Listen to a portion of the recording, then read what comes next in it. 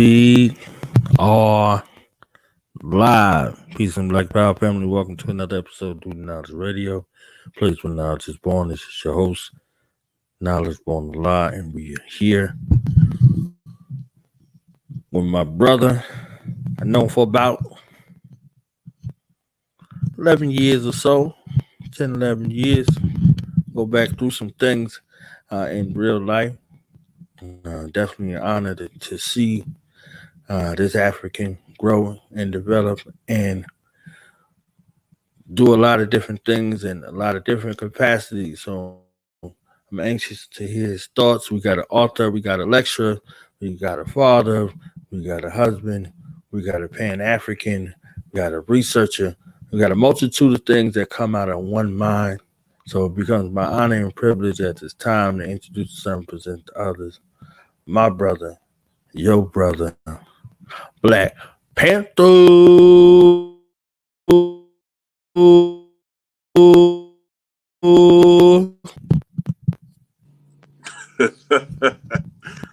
Lafayette Mandela, baby food, yeah. Appreciate the intro, brother. That's all love. It is all love. So, unlike most of the people that's on this thing, we go back in real life Indeed. a long ways. So Indeed. Always glad to see you. So I think I'll start with this. During your time in these, trenches, you done held many different positions and seeing this thing from a lot of different angles and capacity. Uh, what are some of your biggest lessons learned from this community thus far? Biggest lessons learned from the community is be hesitant to speak in all-encompassing terms. And what I mean by that is we have a propensity and a tendency to say, well, all Africans do this. Well, all black folks do this. Ain't no black folks that do this. The more you get into African customs, cultures, and traditions, you will find some things that you didn't think African people did, but they do. And you'll see that replicated amongst us, the Africans in America, that we do, that we didn't know had a continental root. So be slow to speak in encompassing terms is what I would say first off. Okay. Now, you being of African origin, your family, I definitely want to ask you this question. The relationship between Africans on the continent and Africans in the diaspora, particularly here in the United States of America, what can we do to raise more awareness, and what should we know about each other to help bridge these gaps and to improve our relationships with one another? Well, we gotta start hanging out with each other. Basically, you don't get to learn the people from the outside. So we have to drop our bias. We have to drop what we've heard. We have to drop what we think we know, and get to know each other. Me having an African father and an African American mother, that wasn't an option for me. So I got to know both sides pretty well. Um, I would also say, you know, we have to at least visit Africa. We have to do that, not only from a origin standpoint, that being our home, but from a relation standpoint to get to know African culture. There's only so much you can read. There's only so much you can study. There's only so much, that you can learn from language. Some of the things in African culture are to be experienced.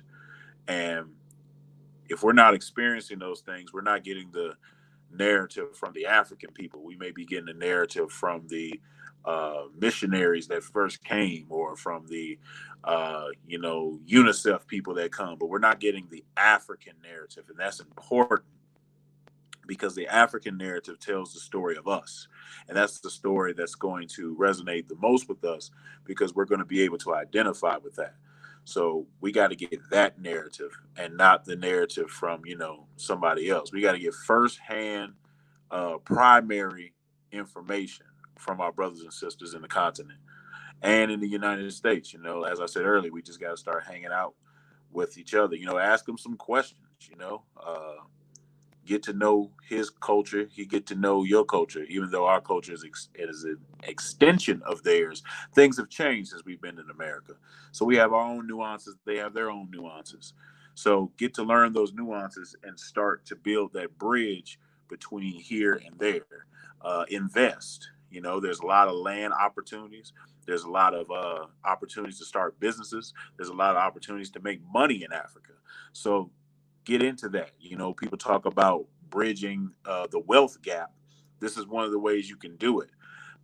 There, particularly, Ghana, particularly Nigeria, particularly Benin, has reached out and said, come home. So, even if you don't plan to stay, you can look at it from a business aspect and look at those opportunities. And by that way, you automatically bridge the gap because when you arrive there, you're going to give off an impression, and that impression is going to leave, that memory in the hearts and minds of the people that you affect. So, that's a great way to do it. My brother, Dynasty Mir, he travels all over, and when he goes to the continent, he leaves that impression. That's a great way to bridge the gap. Travel different places in Africa, interact with business, interact with commerce, and nothing's going to change overnight. But this is going to be a generational project, just like we're in a generational war. All right, so uh, you're the one that I know that's a straight shooter. What what have your interactions been like back and forth in regards to your travel to different places on the continent? The overall reception that you would say to us. Well, I'll break it down by region because I think sometimes the all-encompassing narrative we miss some things. So I've been to Africa 4 times. I've been to 3 places. I started out going to Egypt. I've been to Egypt twice. Then I went to West Africa. I went to Senegal, and then I went to South Africa. I went to Johannesburg. Egypt was wonderful to see. Wonderful to see the history. Wonderful to see the ruins. Wonderful to see the architecture, the science, the math, everything our great ancestors left behind. But if you are looking to interact with African people, you will not find that many in the Egyptian, you know, country today. And that's basically based off of us being, ran out at a certain period and being replaced with people that, aren't native to that land. The closer you get to what is now called Sudan, Taseti area, you will start to see us. There's a village in Aswan that's named after Dr. Ben. You'll see some Africans there, but it's just not a lot. And unfortunately, it's now populated by a lot of Arabs. So if you're looking to interact with African people, that may not be the trip for you. Senegal, on the other hand, also has a wealth of history, a wealth of knowledge, a wealth of things you can see, and African people are certainly there. You will get to interact with African people. You will get to learn their customs and traditions. And I had a wonderful time in Senegal. Um, you know, I met some amazing people. I met some amazing people that were willing to interact with me and answer my questions. Especially if you go to Gorée Island. If you're not familiar with Gorée Island is a slave dungeon. It's somewhere you can take a tour, see what your ancestors endured, see where they stayed, how they were treated, go to the door of no return, things like that. So Gorée Island was wonderful because we had a tour guide, that took us everywhere, showed us everything. and it's a must go, when you go to Senegal. But I will warn people that not a lot of people in Senegal speak English. They speak either French or the native language Wolof. Fortunately, I have a niece that lives there that was able to take care of that part for me. So if you're not really a French speaker or a Wolof speaker, this may, or you can't get like someone that can go with you, this may not be the trip for you. I would suggest Gambia because it's right next to Senegal, and they're known as the smiling coast of Africa. Very friendly people. My father's from there. Uh, I think you would have just as great of a time in Gambia as you would have in Senegal. Uh, the last place I've went so far is South Africa, Johannesburg, and it was really a last minute trip. But what I got out of Johannesburg is something I did not expect at all. Johannesburg was amazing. There's so many historical things you can go see in Johannesburg. You can go to the Renaissance Monument. You can go to, they have a science museum. You can go to the Lion Park. You can go on a safari. You can go just so many places in Johannesburg for tourism, but it's not like corny tourism. It's not like resorts and beaches. No, it's informative. It's educational. You can bring your children. I brought mine. They have a cave there, which they call the Cradle of Humankind, where some of the first African remains were found, and they have a whole entire museum dedicated just to that. And the people are very nice. The people speak English in Johannesburg. Uh, they have malls in Johannesburg. First mall I ever been in, named after a black man, Nelson Mandela Square. So it's a great experience to be around your own people, communicate with your own people, and just see how they live. One thing, they drive on the opposite side of the street. You might get used to that. The steering wheel's on the other side of the car. You might have to get used to that. But other than that, man, it's a real smooth transition from the American life to Johannesburg. And it's just so much for you to see and do. I think people would really enjoy it. And like I said, the people were great, wonderful, friendly. They told me the history of certain areas when I went. I got mistaken for a Zulu a few times. But other than that, man, it was just great. I had a great time, and I would recommend it. Now you took your whole fam over there. What was it like Absolutely. for your children? For your children, hearing the narratives and taking everything in. What was that experience like for them? They learned a lot uh, because previously, me and my wife went to Egypt. Me and my wife went to Senegal.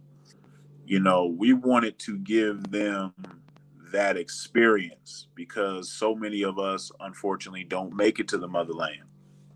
So we wanted to give them that experience off the jump. We wanted them to see, what they were reading about and learning about, and that was crucial for me for their development. You know, because we all know the narrative that gets put out there in America. The huts and people with no clothes and all this other stuff. We wanted to see that Africa has cities. Africa has malls. Africa has basically everything we have. And we went out to restaurants, and then we ate locally, and we did all these things so they could get a variety of experiences. We stayed in a very, very nice hotel. It was kind of like a villa almost, and all of us were in there, and it was affordable. It's the other thing about Africa. Most of the places you go in Africa, your dollar is going to stretch because of the conversion rate. So that's something to take into account if you don't know. But I had to give my children that experience so they can never say in their life, I've never been to the motherland. And like I said, if you read Amos Wilson, Marimba Annie, Dr. Francis Cress Wilson, they talk about that being crucial for a child's development. So that's something my wife was the brainchild of that, and we made it happen. All right. So, for you, how did you get your particular start in the community? And I would say in the community, what has been your biggest takeaway from being around the who's who and the everybody and everything and the people in our community? My particular start in the community, I was I started watching um, Sonnetter TV. I'd been studying years before that, but I didn't really know a lot of people like me. So I started watching it, just caught it on YouTube one day. And, I saw a group that I took a liking to called the Amara Squad. And just watching them, being impressed with the scholarship, these brothers was reading Medu Neter and all that other stuff. I said, man, that's really dope that they can do that. I hope I get to meet them brothers one day. I didn't really think too much of it. I ended up coming home to Atlanta for a while, and I went to one of my favorite spots, which is Healthful Essence in Atlanta. It's like a Caribbean vegan spot. It's really good food. When I noticed Brother Unk was in the parking lot, and recognizing him from the channel, I came up to him, introduced myself. I was actually on my way to Egypt, like in a few days when I saw him. So he showed me some of his presentation that he was going to present at the Evolution Conference at the time. So, I'm just looking at it, soaking it all in. I go to Egypt.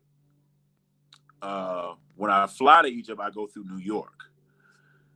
Consequently, the conference was in New York a day after I got back from Egypt. So I stayed in New York an extra day, and I attended the conference.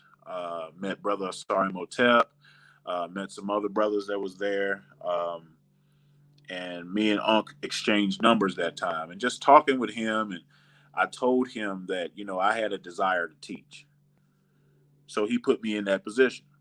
I had a lot of photos from Egypt, so we did a show where I just showed my photos, talked about what I saw and things like that. And from then, you know, just kept speaking, kept coming on shows, kept putting down information. And eventually I was in a position to where people wanted to hear what I had to say. So that's how I pretty much got my start in the community, so to speak. One thing I can take away from the community, and people might be mad at me when I say this, but there's a lot of personalities in this community, of different types, of different walks of life, different philosophies, different schools of thought. But very few of them actually know how to research. Very few of them know how to vet sources. Very few of them know how to present arguments and what that means to present an argument. And the old saying where they say, don't meet your heroes, they'll let you down. Well, a couple of them let me down, but it is what it is. I've also met some amazing people in this community. I've met Baba and Mama Baruti. Fortunate enough to live in the same city as them. I've met Mama Marimba. I was very honored to meet her. And the list goes on. I've met a lot of great people in this community that are striving for change. And I would say don't let the people that have not got to a certain point discourage you, because the best people in this community are the people you haven't heard of. They're the people that are really putting in work that you may not know of. And it's not all the time about the people we know. Always seek for those scholars that you haven't heard of, because you may be missing some really great information. And fortunately, I've experienced that firsthand. So that's the message I would put out. There's some great people in this community. We got some knuckleheads, but we just gonna work on them. and you went to Kemet with Baba Kwesi. What was that like on a Baba Kwesi tour? Yes, I went twice with Baba Kwesi. Um, the first time I was tired of reading and I wanted to experience, and it was a great tour. We started in Cairo, traveled to Luxor, then traveled to Aswan, and what people may not know is those are plane rides away. We had to take plane rides inside of Egypt because everything in Egypt is not in the same place like I thought it would be. Um, Even when you see the pyramids, the Giza Plateau, that's in Cairo. Um, you'll go to another part of Egypt and they'll have the temples. You go to another part of Egypt and you'll see more writing. So it's spread out throughout the country. It's spread out. It's not just this one particular area. There's so many archaeological sites throughout that country, and you almost have to take a tour when you go there because if, for example, if you stayed in Cairo and you just looked at the pyramids and you got to see the Dashur pyramid, the Red Pyramid. Uh, you went to Saqqara, you seen the Step Pyramid of King Josher. You're seeing some great archaeological sites, but you didn't get to see any Medu Neter. You got to go further down to see a lot of the writing. You got to go to Luxor when you see all of the writing. Uh, or you can go to Teti's pyramid, see the pyramid text, but it's not a lot of writing in Cairo. You got to get out of Cairo and go to another city to see more of that.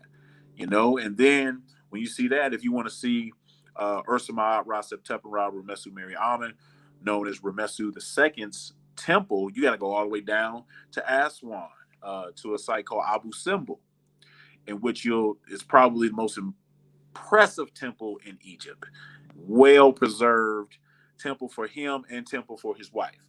So um, it's well preserved and just great pictures and things in there. You got to see that. So it's almost like you got to take a tour, some type of tour, to see all that you need to see in Egypt. Baba Kwesi has a great tour.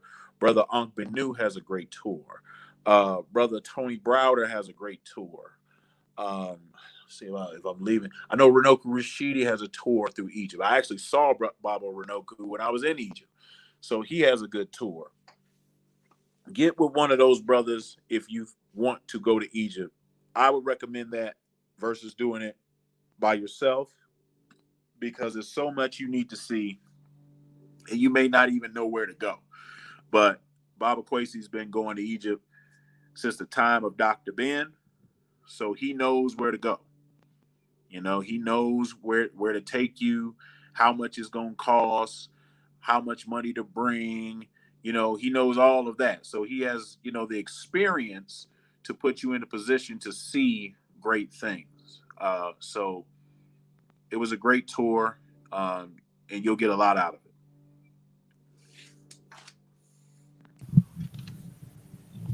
Now you had a love moment over there. I'm not gonna skim by that because I seen the pictures. Okay, you had a love moment over there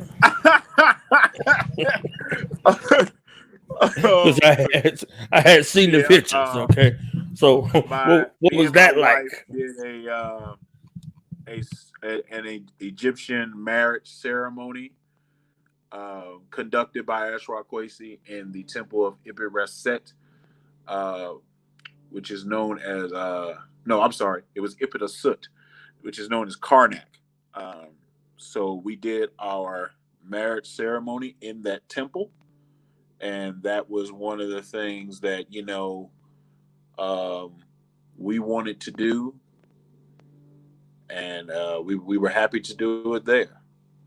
We were already married, but we wanted a special type of ceremony, which was in Karnak Temple, known as Ippadasut. All right. So how long you been writing? You got into writing, published a few things. So what was that process like for you getting into writing? Well, I've always been writing. Um, you know, bachelor's degree, master's degree, been writing for a while. So I decided to start writing in the community with my first book that I co-authored called Aaron Knows About Africa, currently still on Amazon, about a boy learning about Africa. I co-wrote that with Naomi Hill Bradley, and we published a second book called Ikaro Mama, Ikaro Daddy. Um, Ekaro is good morning in the language of the Yoruba people of southwestern Nigeria, and it talks about how children, greet their mother and father and in their culture. And that was our second children's book. After that, I wrote a few articles. Hotep N Word, which had over 10,000 hits, basically highlighting how a word of ignorance like the N word should not be placed with Hotep, and calling people derogatory terms like Hoteps and all of that is foolishness, and that half the people that do that don't know how to spell, read, or write the word Hotep, let alone know all of its meanings. So that was one of my biggest articles. I published more articles after that. And then I got an inspiration from a brother named Siri McDougal, who is a professor at San Francisco State University. He was talking on Brother Asar Imhotep's show about the need for Pan African journals. He said, we don't have enough Pan African journals. We need to create more Pan African journals. The only one that I could think of was JPAS, Journal of Pan African Studies. Um, And when he said that, well, I said, well, I could do that. I could produce a journal. So I produced a journal. We got myself, Unc Banu, Baba Baruti, Sari Motep, Ujawu, uh, many other people, Brother Sean, Brother Kofi. A lot of people contributed to that first journal, in which was the first journal in the conscious community, the first Pan African journal in the conscious community. So we published that about 2 years ago, and we are now in the production phase of the second volume. The journal is called Killmonger's Corner, and that's also on Amazon if you would like to purchase. And Killmonger's Corner Volume 2 will be out before the end of the year. I'm currently editing the second volume right now, and we just have powerful scholars in there, man. We got Brother Seneb from MBK. We got so many people that contributed great stuff. Brother Kevin Kufu, Mintu Hotep from Raising Awareness Group.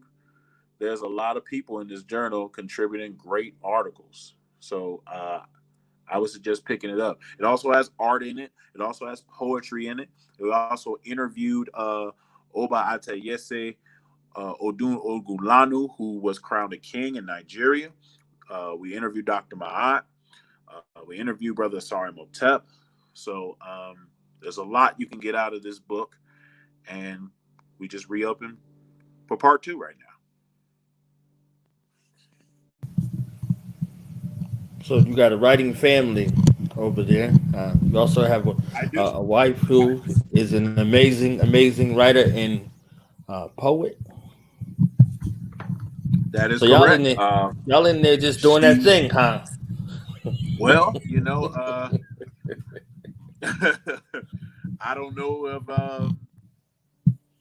who inspired who, but we started writing. She published a book called Perceptions of a Misplaced African, Volume 1, which is also on Amazon.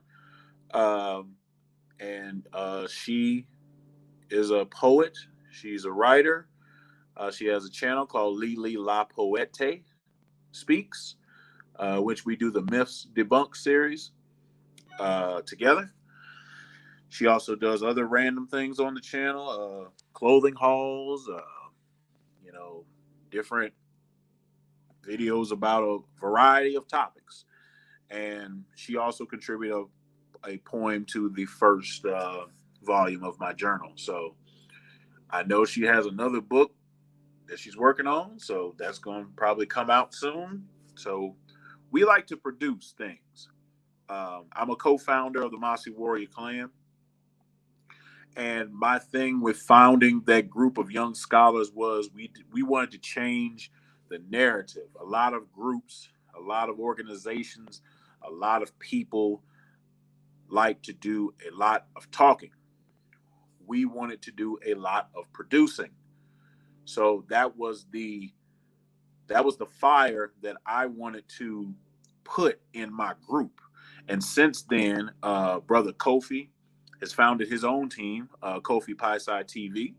They've produced a book, Spears of the Mossi, which I wrote the foreword for. Um, you know, we got brother Sean, who's wrote in my journal, Spears of the Mossi. He's got his own articles. He writes things. We got brother Amin Ma'at Ra. And if you don't know who Amin Ma'at Ra is, you are slipping. That brother has 5 books on Amazon. And it's about a multitude of topics. So he's producing things. We got brother Nahisi working on a book. We got brother Fortune Favorite who does music. We got a couple of his videos on the Mossi Warrior Clan channel. I'm trying not to leave nobody out. Oh, we got brother Urban Historian, who's a student right now in college for paleontology. He's putting in work. He's got 2 articles in the up and coming journal. I mean, we just produce. Of course, we got brother Unk. You know, he's got his book on evolution. Can find that on Amazon as well. We just like to produce. You know, a lot of people like to debate, argue, talk, and that's necessary at times. But for us, we like to produce. You know, we're not a blog show. We're not broadcast journalists. We're none of that. We're a bunch of young scholars that take this seriously, and we like to produce. We like to produce things for the public, so you don't have to believe what we say. Our references and work speak for itself. All right, all right, all right. You got a shout out from your better half right there, real quick. You understand? I need you to see that. I see she is in the building. Love you, mama. So this, I want to get with a functional definition, um, based off of travel, based off experience, based off research, based off history. Um, Pan African. What does it mean to be a Pan African? A functional definition of Pan Africanism. Pan Africanism, and we're talking about something that covers a wide variety of things, but Pan Africanism, in essence, is the thought process or philosophy that all Africans are linked together for one aim and one destiny, and that we should support the unity of Africans worldwide. And we do that through a multitude of things, whether it's scholarship, whether it's economics, whether it's spirituality, whether it's art, whether it's mathematics, whatever it is. You should be working towards the goal of unity. Now we don't wait for the entire globe to unite to do something, but that is what we push. Excuse me. That's what we push, believe, and exude through our works. So Pan-Africanism is built on that. It's built on the continental African, the diasporan African coming together to achieve power in a way that can impact Africans' lives globally, so that we start to become a world power and respected in society. All right, so I say the best 2 questions for last. Uh, let's talk about the particular African tradition that you are part of, and what was it about this particular tradition that was an attracted to you? Okay. Yeah, I knew this was coming at some point. I practice what is called Isheshe. Uh, Isheshe is the indigenous Orisha worship of the Yoruba people of southwestern Nigeria. Some people say Ifa. That's kind of a misnomer. Ifa is not a name for an entire tradition, but one tradition inside of Isheshe. The word Isheshe means primordial, so it's pointing to the primordial tradition of the land, the first. They have a phrase, Isheshe Bokbo Wao, which basically means may the tradition stay with us. And us are the keepers of the traditional Orisha worship that comes out of southwestern Nigeria. So that is what I practice. I chose to practice this way because of a few things. Number one, I am a West African. And being that I am a West African, I wanted to practice a West African tradition and culture.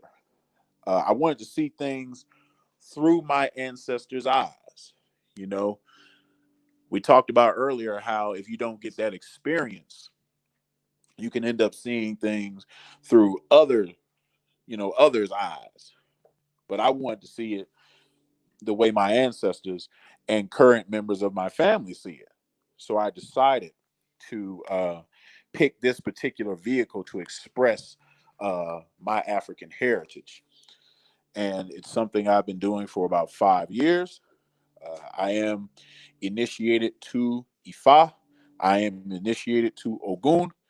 I am in training currently to become a proficient priest in both areas. The training is going to be something that's lifelong, so I'll always be learning.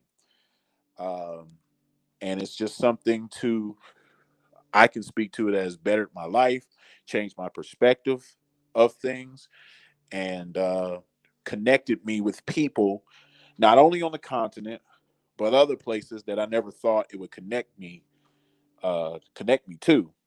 So this is what I do. This is what my family does, and I wanted to be the one to break the cycle of the Abrahamic faith in our lineages, in our lines. My father was a Muslim. My mother was somewhat Christian. I wanted to break that cycle and start to institute the African side into our family, so we can at least have, you know, a few of us that they can look back and say, "Oh no, he practiced this, he did this," and you know, it wasn't like that with him. And I feel like this generation is responsible for that. If that is your goal, you have to do it. You have to do it because you don't know what the next generation is going to hold. You have to be the one to end that cycle if that's what you wish to do. And I feel like that's happening a lot just with this generation. So that's what I wanted to do. So I did it. All right. All right.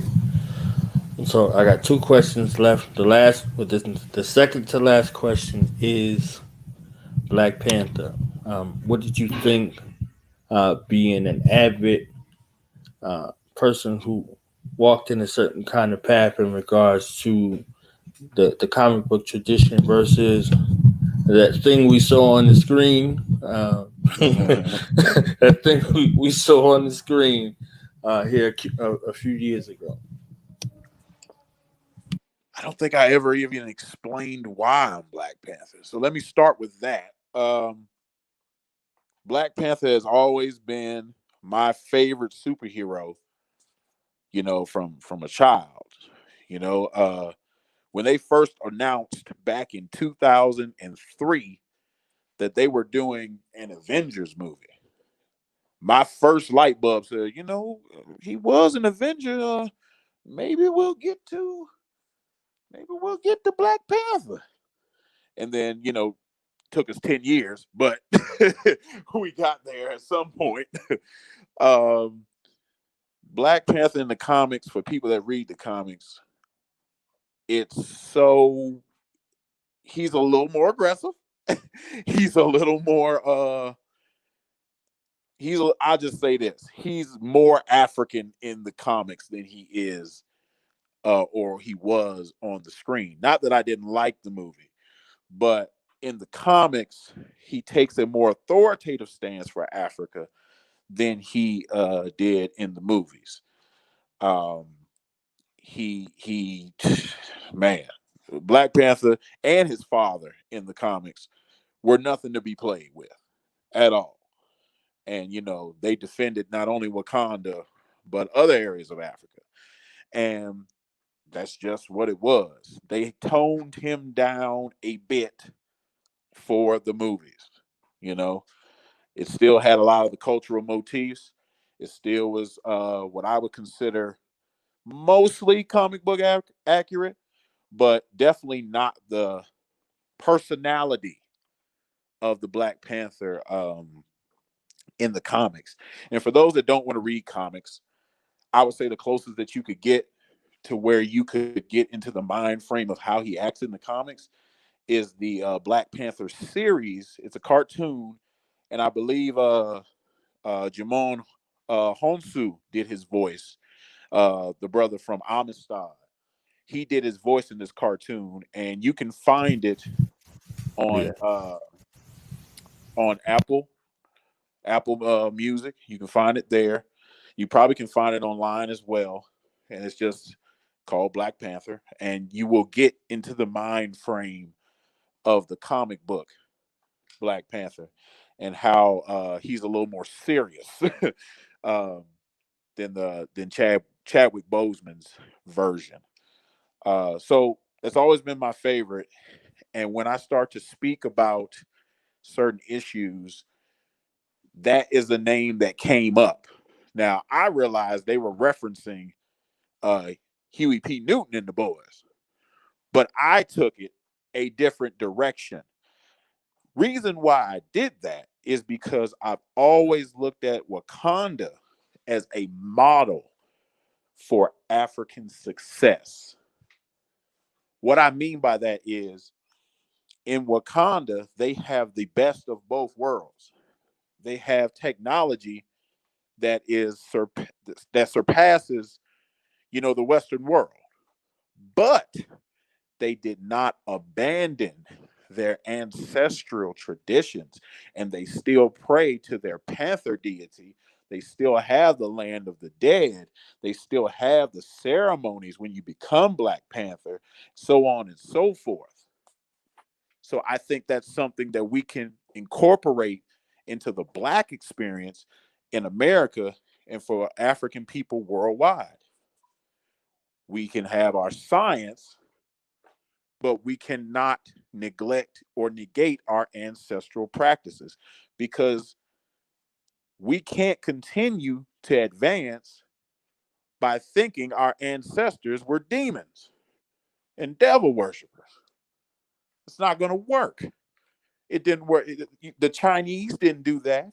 The Japanese didn't do that. When the samurai was rendered ineffective because of technology, they didn't curse the samurai and say that he was a devil worshiper and say that it was evil. They kept them samurai statues up as homage. They just moved on with technology. That's it. So we have to do a similar thing. We have to praise our ancestors and appreciate their traditions. But we can improve in technology. We can get more satellites that are orbited out of Africa instead of the United States. You know, we can get better medicine. We can get better schools that teach things like coding and the next wave of the future, the bitcoins and all that. We can have all of that. We have the most world's resources in Africa, so there's no reason why we're in the state that we're in other than being looted and oppressed by different nations.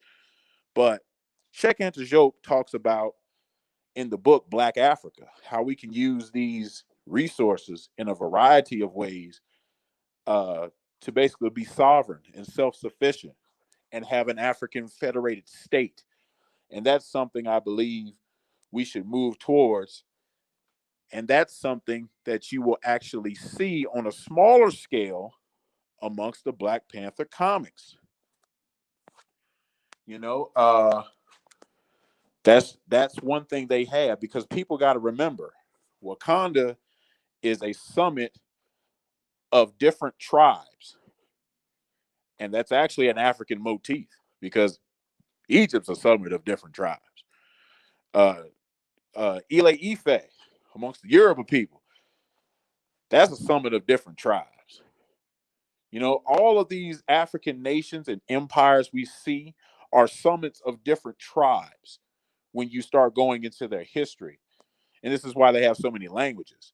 So, being that I saw that amongst the comic books of Black Panther, I wanted to try to use that as a working model for Black people and something that we can build. We got Brother Akon right now trying to build it in Senegal, Crypto City. I applaud his efforts. But we're going to need more than one city. We're going to need a bunch of cities. So there's still, much work to be done. And, we got to just keep pushing. All right, so the final question is, what can we expect from Black Panther in this coming conference, and give the people a reason why they should be in attendance? Um, my topic is called Iwa Rere, Why We Can't Build a Nation Without It. And for those that are not familiar with Iwa Rere, it means good character.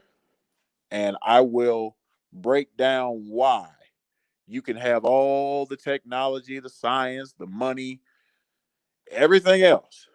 But if you don't have people with good character, it will crumble and it will not be sustained and it will fall into chaos. And I will be reaching into our African traditions as examples of why, and show what they said about good character. I'm going to show you what Garvey said about good character and building, you know? So it's going to be something to where it's going to be a cultural instruction as well as a nation building instruction, because we have to be nation builders. We cannot rely on changing the current nation we're under for those of us that are in the United States. We have to do what Garvey wanted us to do, what Amos Wilson wanted us to do, what all of our great scholars wanted us to do, and that's build our own.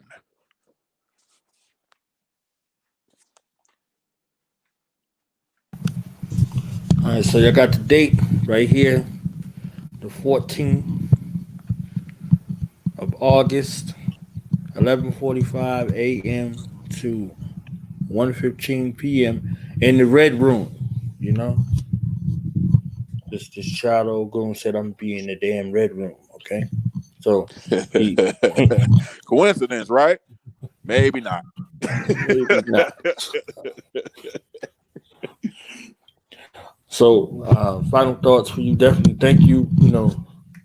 For your time. I know we on different time zones and in different parts of the water. So thank you for your time, and final thoughts, acknowledgments, shout outs, and let people know where to find you, how to book you, and how to get your books again one more time, and your journey. Okay.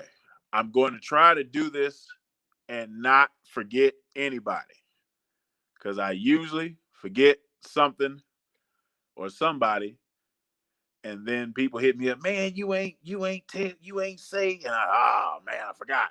So let me try to do this. All right. My website is Blak Pantha, The way it's spelled, BlackPanthaSerer.com. That's my website. That's where you can find most of my videos, my articles from some members of my team, etc. My YouTube channel is Blak Pantha, just like it's spelled, BlackPantha. The Pan African journal that we published a few years, about 2 years ago now, is Killmonger's Corner, in which you can put that into Amazon and find it. It will come up, Killmonger's Corner. You'll be able to tell when you find it. My wife's YouTube page, Lele La Poete Speaks, LeLeLaPoetespeaks.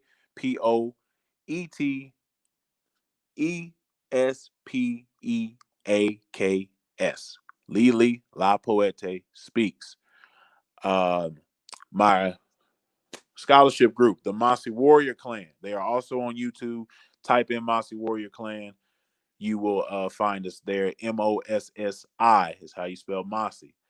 Kofi Paisai TV research team has a book called Spears of the Mossi. Type that in Amazon, you will find it. I'm trying to think if I forgot anybody. I believe that is it. If I forgot anybody, I apologize. But charge it to my head, not my heart.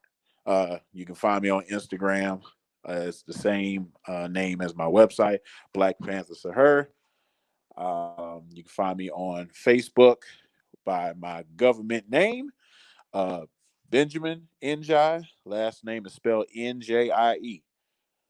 So that's where you can find us. And we appreciate all your support. And we're just going to keep putting out quality works for your children, quality works for yourself, things to spark conversations, advance knowledge, so on and so forth. I'm looking forward to this conference.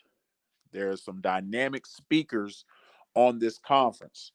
And, we're just trying to bring awareness to people that don't know and fire up people that do know to continue Garvey's message, to continue, the legacy of great Africans pushing toward liberation and sovereignty.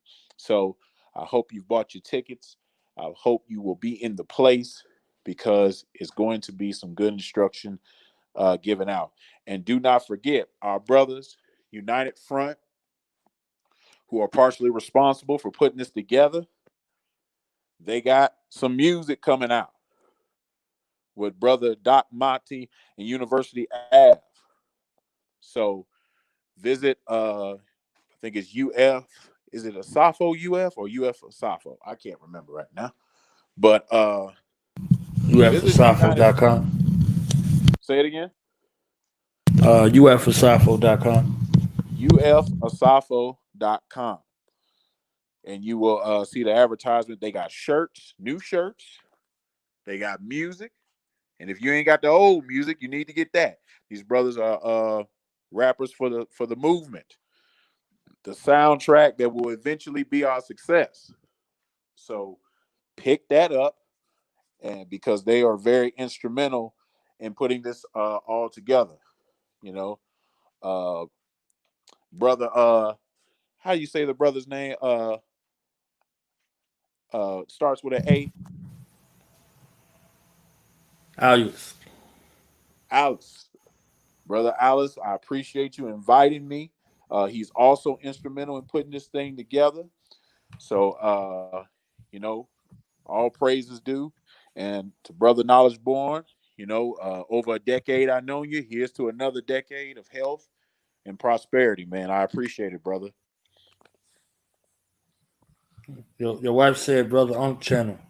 Don't get Ah, whooped, man. Real Don't get Black whooped. Atheists on Fire. That's his channel. Real Black Atheists on Fire. I think I got everybody. Right. Well, definitely again, thank you for your time, my brother.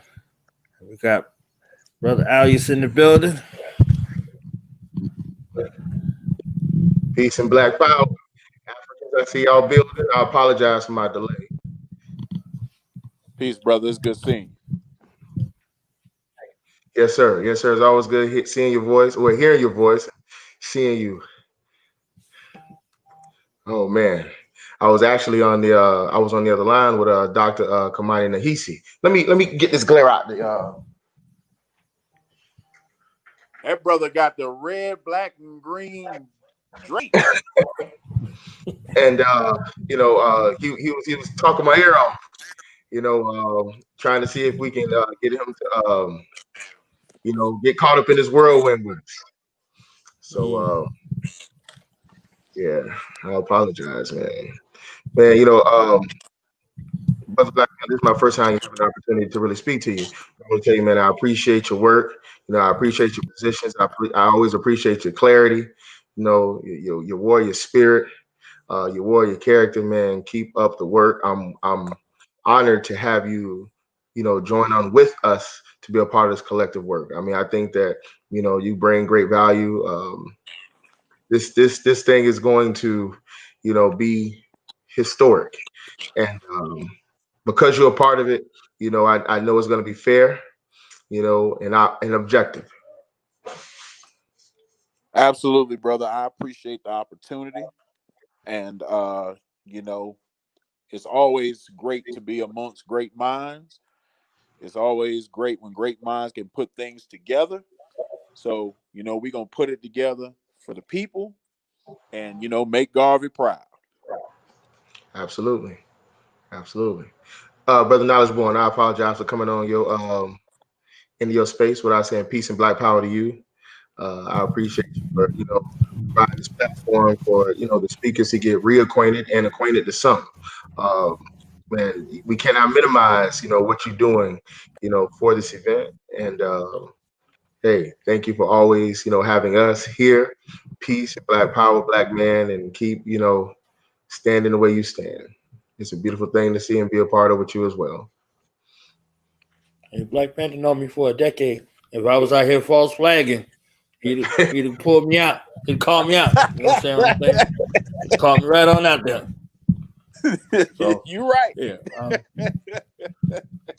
you can't purport to be about African people and the liberation of African people and ain't prepared to do no sacrifice. So for the rest of the people that are here that are listening, we got about 4 more shows today. So I will see who got that African intestinal fortitude to roll with us for these next 4 shows. We got a Black Survival show. But before that, at 4 o'clock, we got the Black Love African couple, Bob Masato and Mama Nuasha coming on. Adu will be there here at 4 o'clock. 5 o'clock, we got the African Coalition press conference / conglomerate about to come, at 5 o'clock. And at 7 o'clock, we got a Black Survivor Doc class here. And then at 9 o'clock, we got Dr. Baba Samari Sekou, aka Dr. Samari Kamara of Oh Kamali yeah, Academy. I done bought clothes from that brother. He does the Nukari line. Yeah, he's fresh. My whole closet He got filled with his clothes. Yeah, he Good got the brother right there. freshness of the freshness. So yeah, Absolutely. so I'm hoping y'all keep that African energy and don't be getting your Rugu on me and not showing up. Your Rugus show up, they don't show up and they show up late. Okay, so let's get that away from us. I'm the only colored people I know. So they talk about colored people time. Yeah, and they steal. They show up late and they steal. And they stay. Absolutely. So my brother Black Panther, I appreciate you. We're gonna go ahead and wrap this thing up. I know you got some things to do. Absolutely. Black power to all y'all and Lafayette Black Mandala power. Baby Fahudier. Odabo. Before No doubt. Yeah, that's how it works. That's how it works. Brother Knowledge Born, So would you go? every day, man. You bring them on. I'm seeing this thing come together. I'm seeing the intensity and the passion, of the people that's ready to, disseminate information to the people. And if people have not went to www.dtc1, that's the number one.org yet, they're missing out. They're missing out. And the thing about it is the links are going fast. We only have so many spaces available. Now, if we have to increase, admission, we'll do that. But I hope that people get in and because we have some scholars that's ready. We have warrior scholars that's ready to put in that work, and they're gonna lay things to waste. All that foolishness, miseducation, diseducation, outright ignorance. You know what I'm saying? They bring a slaughter to it. From the first time, I think that breakout room then is gonna open, and it's gonna, you're gonna have no other choice but to get caught up. You're gonna have to have no choice to get caught up in 100 years in the whirlwind. And it's gonna be a beautiful thing. It's gonna be a beautiful African experience. Um, and I think that why I don't know why I keep saying I think. I know that everybody that's a part of this, because they are so sincere, they're gonna bring you their best work. So it's gonna be beautiful. It's gonna be beautiful. I mean, what's blacknificent, as to use the term coined by Baba Campbell Kamba. So I'm excited, man. I'm super excited. Sometimes I have to contain myself because if my wife ever got online and told y'all how I was around here dancing and behaving and acting like a giddy little kid, y'all probably wouldn't believe it. But people might be subject to get scooped up and spun around in a little circle. When I think about this thing that we're a part of, and I think about what we are providing, for our people, and it's important because nobody else ain't gonna do it, nor should anybody else do it. I think that the thing that they've done is given us an opportunity, and with this whole pandemic thing, because it has really allowed us to make those connections. Just like Brother Ben said at the beginning of the interview, it's about you won't know unless you talk and you hang out with. Well, this platform, this virtual platform, allows us to make those connections, across great distance. It allows us to see, who's really in line with those things that we talk about, to see if we have, real similarities, or we just playing around. And I think that, what we've done is we've made connections all around the world. And I don't think they plan for that. So one of the things that we have to do after the 14th through the 16th, we must remain connected. We must remain close. We must continue to build together. In fact, I suggest that, because this is out of my knowledge of expertise, but we need to build a virtual house of life where everybody continues to do what it is they're doing, but it's a place that those that know and those that don't know can come and learn.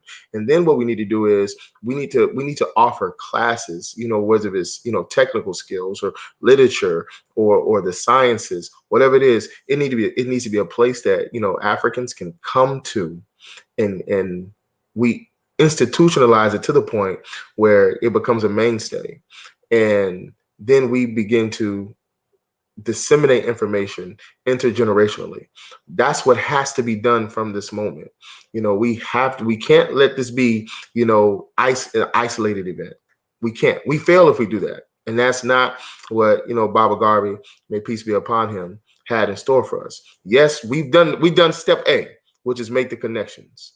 Now we got to do step B, which is build. Step C is continue to build. And that's how we prevent a lot of the things that happens, because from that building, from that house of life, as Aikwe Arma told us, we can begin, like you said, to build that social theory. Because without a social theory, then we still stuck, in your reason, trying to figure things out. And your reason is not our way. It's a dialectical opposition. It's in dialectical opposition to our way. again, to use Aikwe Arma. So, we have to be clear about, what it is that we're trying to do. So yes, we want to do something beautiful. Yes, we want to, be able to celebrate and commemorate, those, who, handled it in the paint.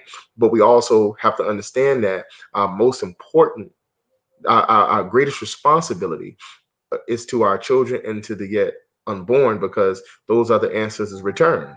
So, that's my clarion call to everybody that's a part of this. Let's make sure we keep those relationships close, bind it. It's okay to agree to disagree, because we're African, and sometimes we may see different answers to different solutions, but that's okay. Just because we disagree don't mean you have to go back over in your neck of the woods and I go off under my rock. We got to keep this thing together. We got to continue to build. It has to be a collective from here on out. The virtual tools that they have put out there gives us that ability to always stay together, to check on one another, and make sure that we are okay. No one should feel isolated. First of all, you shouldn't feel isolated anyways, because you're surrounded by ancestors. That's one. But two, if you want flesh and bone, I may not necessarily be able to touch my brother Knowledge Born, but God dog it, what I'm saying? I know at any moment he can call me. He know I'm coming. He knows I'm always tuned in, because my actions have proven that. So I think that that's the most important thing we have to do. From this moment, we have to continue to stick together. We have to continue to plow the road. We have to continue to do the things that are necessary for our people to have viable options to Urizen and Urugus. Because if we don't, then we fail. Because another thing that will happen, if we will be sadly mistaken if we think that they're not tuned in, and they'll pick up, and then they'll come in, and then they'll co-opt this whole thing that we're trying to build. So what we have to do is we have to fortify, we have to build, and we have to build in such a way that we can be infiltrated. So like you said, because people will come in false flag, and they do it all the time. They like to beat their chest and talk like this right here, but when it comes to real building, they're not in that, or they want to be the prince of this or the King Kong of that. Those things. We need building. We have to. And we have to build things that are sustainable. We have to build things that we can bequeath to our children, so they can infuse their, youth and ingenuity, so that it can go further than what we ever dreamed. So that's my little spiel. But make sure that you and your family head over to www.dtc1.org. That is www.D as in David Walker, T as in Thomas Sankora, C as in Carlin Ferguson, and the number 1.org. Get your tickets for an African experience that you will never forget. It's going to be historic. It is going to be historic.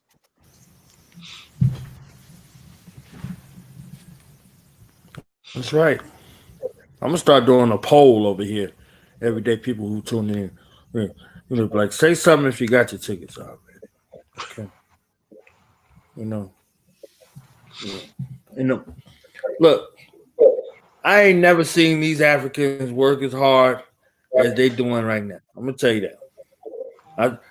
These Africans, we kind of get into the little grooves and stay, in the little motions. Like, all right, well, I got something out there. They're gonna see what's going on. Like, no, constantly, every single day, there's been some kind of update, some kind of upgrade, some kind of change, some kind of, visual transformation that's there, that's leading up. And I believe that every day going forward into the conference, there will be some kind of something, some kind of this, some kind of that. So I'm telling you, I see a whole bunch of stuff that's going on right now in front of our eyes, and a lot more behind the scenes that you don't see. So for everything that you see, there's 1,000 things that you don't see. I'm gonna do this before I forget, because got a couple of other shows today. Baba Marcus Klein's birthday is today, so make sure y'all hit that African up and show them some love, support Freedom Home Academy International. They're enrolling as with the other African Center schools. Show them some support. Show them a donation. Share one of his teaching tools, with his students. Just love on that African, and shout them out. For them Leos that's walking around, it's Leo season. Stretch your mane out there. You understand? For the lion here that's walking around, it's your season. So make sure y'all shout out that African tirelessly and thanklessly most of the time for the benefit of our African future. Training up those warriors, keeping them chiseled. He got that quote, stay chiseled. Okay, so he has a proven Blacknificent program that is raising up a crop of warrior Africans right before our eyes in Chicago, across the states and across the globe. So, these are actionable things that have demonstrated evidence for a long period of time. And you can see in the crop of those Africans the kind of greatness that goes along with it. So happy born day to Bob Marcus Klein. www.FHAINTL.org. Make sure y'all go over there. And we're going to wrap this up right here. Hey, I'm tuned in all day with you, brother. So peace, love, Black Power. I don't know if I'm going to be tuned in with me all day, but, hey, we're going to work it out. Okay? Yes, sir. We're going to work it out. So, we between me. See you in a couple hours.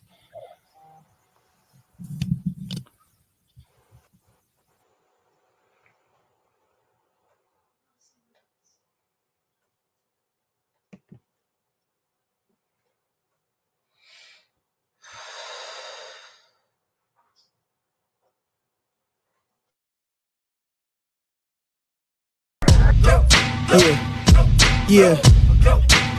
Now we gonna tell them. That in front.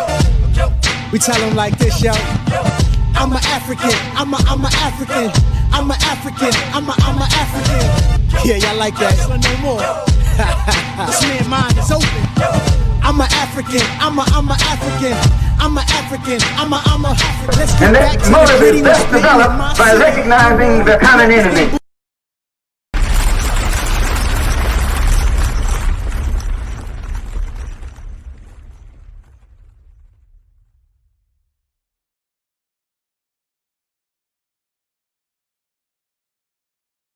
Knowledge bomb. What's the science, baby?